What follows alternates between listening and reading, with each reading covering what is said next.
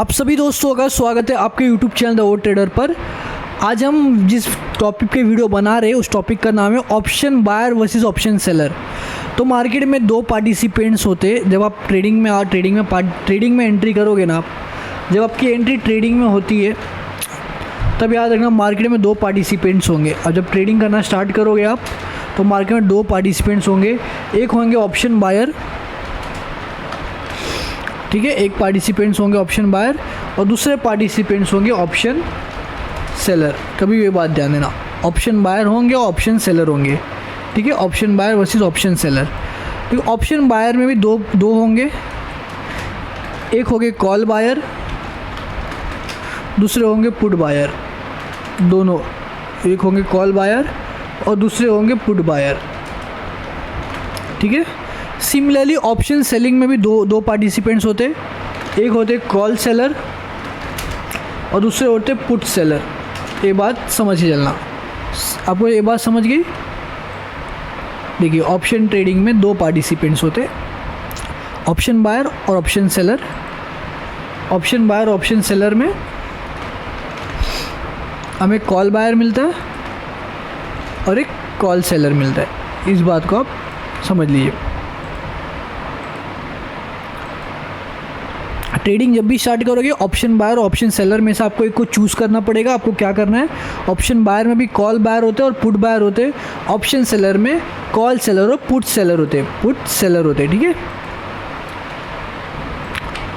अब इनमें डिफरेंस होता है। ये दो पार्टिसिपेंट्स होते हैं मार्केट में, दो पार्टिसिपेंट्स आप जान गए, ऑप्शन बायर और पार्टिसिपेंट्स होते।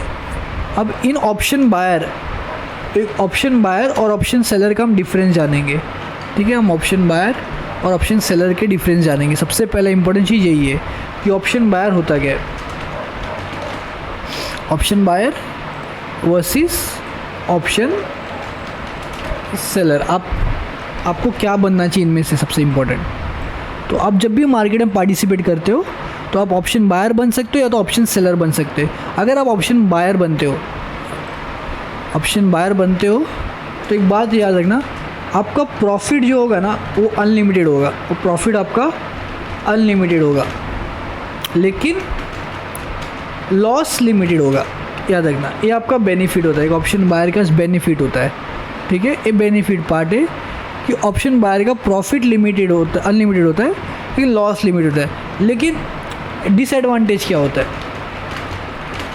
डिसएडवांटेज ये कि 93% ऑप्शन बायर लॉस करते,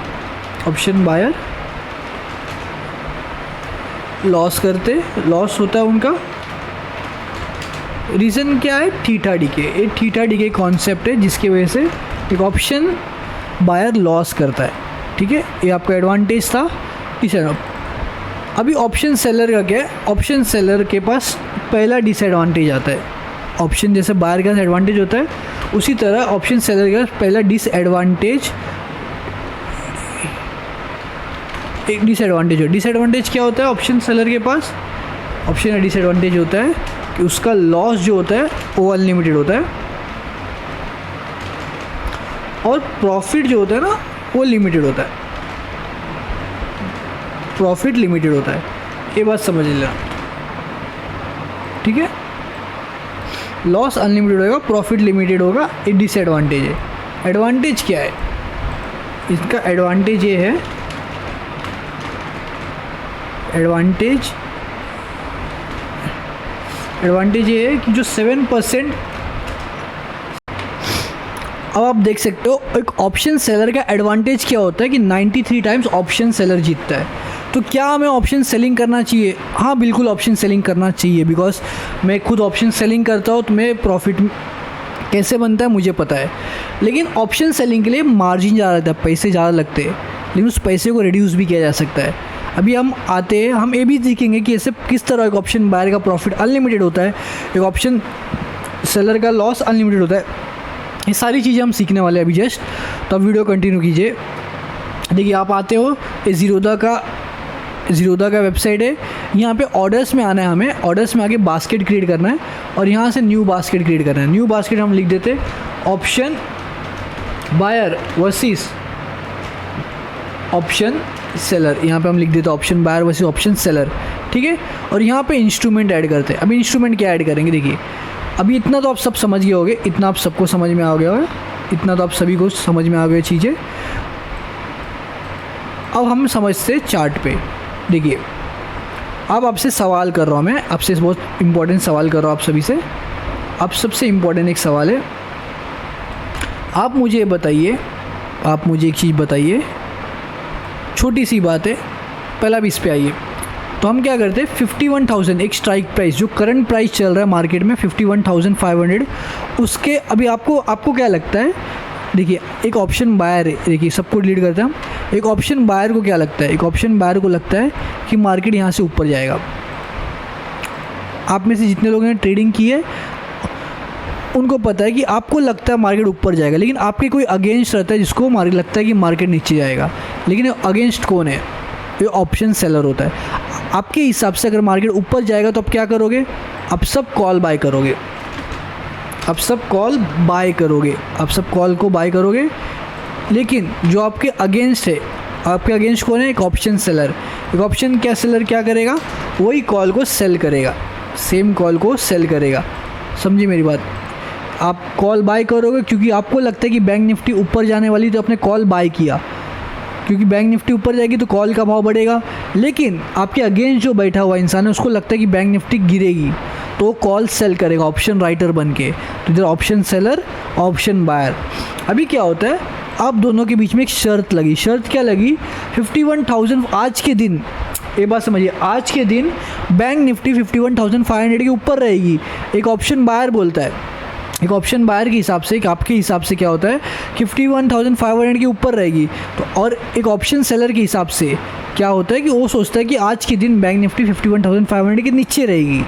तो आप दोनों के बीच में एक कॉन्ट्रैक्ट क्रिएट होता है, एक कॉन्ट्रैक्ट क्रिएट होता है, एक कॉन्ट्रैक्ट आप दोनों के बीच में क्रिएट होता है इस स्ट्राइक प्राइस को लेके। इसको क्या कहते हैं हम, स्ट्राइक प्राइस कहते हैं। इस चीज़ को हम क्या कहते हैं, स्ट्राइक प्राइस। 51,500 आपका स्ट्राइक प्राइस होता है। तो अभी देखिए 51,500 की स्ट्राइक प्राइस हम ऐड कर लेते हैं, 51,500 की स्ट्राइक प्राइस हम ऐड कर लेते हैं। तो सबसे पहले हम ऑप्शन बायर बन के ऐड करते हैं, एक लॉट ऐड करेंगे।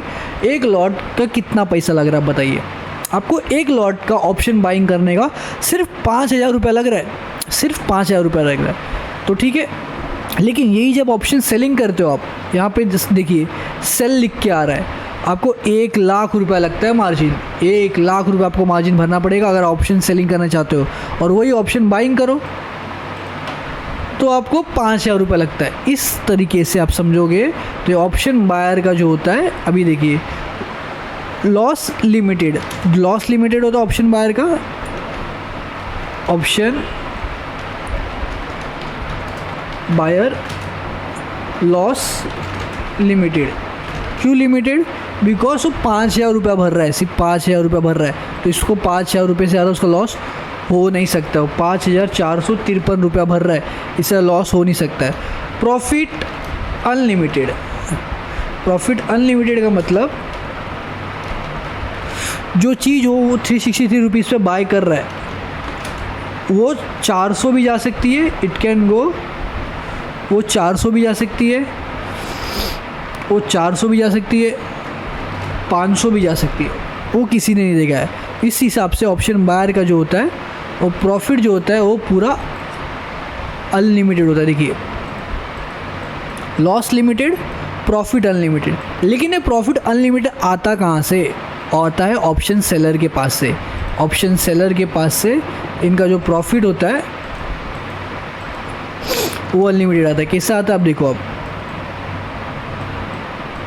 अभी आप ऑप्शन सेलर हो, अभी आप ऑप्शन सेलर हो, ऑप्शन सेलर हो, इसका मतलब क्या हुआ, आपको इतना पैसा भरना है। कितना, ऑप्शन सेलर हो कितना पैसा भरना है, ऑप्शन सेलर 1,00,000 रुपया भर रहा है, 1,00,000 रुपये में ऑप्शन सेलिंग की जा रही है, 1,00,000 रुपये ऑप्शन सेलिंग को लग रहा है। तो इसके हिसाब से जो ऑप्शन सेलर का है लॉस अनलिमिटेड, अनलिमिटेड का मतलब वो मैक्सिमम लॉस 1,00,000 रुपये तक कर सकता है, 1,00,000 रुपये तक कर सकता है।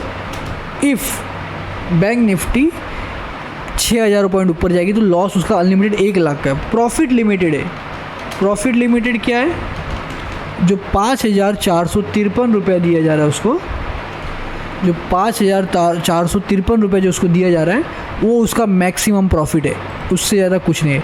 ये दोनों एक दूसरे के वाइस वर्सा है, ये दोनों एक दूसरे के वाइस वर्सा है, समझे आप? इस तरीके से इसलिए हमें जब ऑप्शन बाइंग करते हो तो आपको सिर्फ 5,000 रुपये भरना पड़ता है, लेकिन ऑप्शन सेलिंग करोगे तब आपको 1,00,000 रुपये भरना पड़ता है। तो क्या 1,00,000 रुपये हमें भरना पड़ता है? क्या मैं 1,00,000 रुपये में ट्रेड करता हूँ? नहीं, इसको हम रिड्यूस कर सकते हैं। इस 1,00,000 को रिड्यूस कर सकते हैं। कैसे? आप एक कॉल सेल कर रहे हो ना, तो आप एक कॉल बाय कर लो। कॉल बाय कर लो मतलब 500 पॉइंट ऊपर अगर आप कॉल बाय करते हो, 51,500 की कॉल सेल कर रहे हो तो 52,000 की कॉल बाय कर लो। आपने 52,000 की कॉल बाय की, ये देखिए इसको आपने कॉल बाय कर ली। अब 1,00,000 रुपये मार्जिन लग रहा है, इसको थोड़ा ऊपर ले लो, 25,000 रुपये में ऑप्शन सेलिंग कर सकते हो आप। 25,000 रुपये में ऑप्शन सेलिंग कर सकते हो, लेकिन यहाँ पे आपका लॉस होगा और यहाँ पे आपको प्रॉफिट होगा। 22,000 रुपया ये आपका लॉस है और ये आपका प्रॉफिट है। समझ रहे हो आप मेरी बात? इतना आपका लॉस होगा और इतना आपका प्रॉफिट होगा। मार्जिन इतना लग रहा है तो इन दोनों का जो डिफरेंस होगा वो आपका प्रॉफिट होगा। अब मान लीजिए आपको 25,000 में नहीं करना, आपका मन कर रहा है कि इतना बड़ा लॉस नहीं लेना है मुझे, इतना बड़ा लॉस नहीं करना, मुझे लॉस छोटा करना है, तो 51,500 के बाद 1000 पॉइंट दूर का ऑप्शन सेल कर दो। 50,500 की हम कॉल बाय कर रहे हैं। अब देखो अभी भी 1,00,000 2 लग रहा है, लेकिन फाइनल मार्जिन 25,000 लग रहा है। इसी को ऊपर कर दो, 30,000 रुपये में ऑप्शन सेलिंग कर सकते हो। सिर्फ 30,000 रुपये में ऑप्शन सेलिंग कर सकते हो, लेकिन अभी आप 990 रुपये लॉस करोगे, ये लॉस फिक्स है, ये लॉस आपका हो जाएगा। आपको इसमें भी नहीं करना है, आप क्या करो और ऊपर चले जाओ। 50,500 कर रहे हो ना, और ऊपर चले जाओ, आप 53,500 की कॉल को बाय कर लो।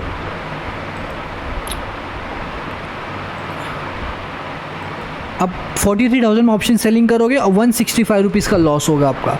165 रुपीज़। इस तरीके से मार्जिन रिड्यूस किया जाता है। ऑप्शन सेलिंग को इसी तरीके से मार्जिन रिड्यूस किया जाता है ताकि छोटे 1,00,000 रुपये की जगह पे हम छोटे प्राइस में सेल कर सके। अब इसको आप जब निकाल दोगे तो आपको पूरा 1,00,000 रुपये एक साथ भरना पड़ेगा ऑप्शन सेलिंग करने के लिए। और ये ऑप्शन बाइंग करोगे आप तो सिर्फ 5,000 रुपये में बाइंग होती है। लेकिन डिफरेंस समझना, because most of the time 93 times option seller ही जीतता है। और ऑप्शन बायर कैसे जीतेगा? मान लीजिए ऑप्शन बायर ने 363 रुपीज़ पे बाई किया, तो वो क्या चाहता है ऑप्शन बायर? ऑप्शन बायर चाहता है कि 400 रुपये जाए। 400 रुपये कैसे आएगा?